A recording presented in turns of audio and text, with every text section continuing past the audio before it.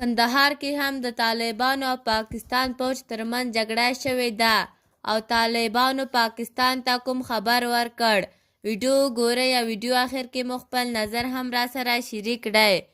د راپورونو له مخې نن سهار د کندهار په شوراباک ولسوالۍ کې د طالبانو او پاکستاني ځواکونو ترمنځ نښته پیل شوې ده.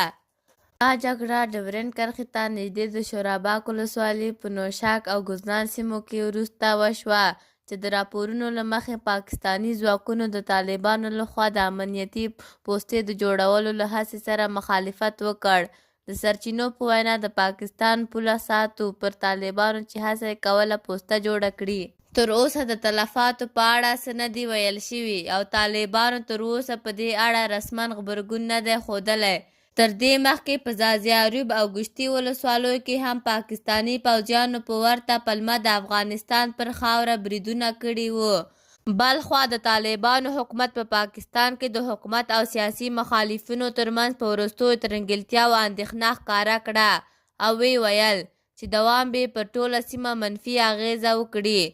د طالبانو د باندینوي چارو وزارت ویاندوی عبدالقهار بلخي د یکشنبې پر خپل ایکس پاڼه په یو بیان کې ویلي چې د ولس د مشروع غوښتنو پر وړاندې تر ټولو ښه لار خبرې اترې او تفاهم دی او د ده په وینا پاکستان وروستیو پیښو ثابته کړې چې له مذاکرو انکار مسلې لا پیچلې کوي. د طالبانو د بهرنیو چارو وزارت دا اعلامیه وروسته له دې خپره کړه چې پرون په اسلام آباد کې د پخواني صدر اعظم عمران خان په مشرۍ د تحریک انصاف ګوند او د پلویانو او پولیسو ترمنځ په اسلام آباد کې د اخواډپ وشو او نن د پاکستان د کورنیو چارو وزارت د پښتون ژغورنې غورځنګ پر فعالیت بندیز ولګاوه.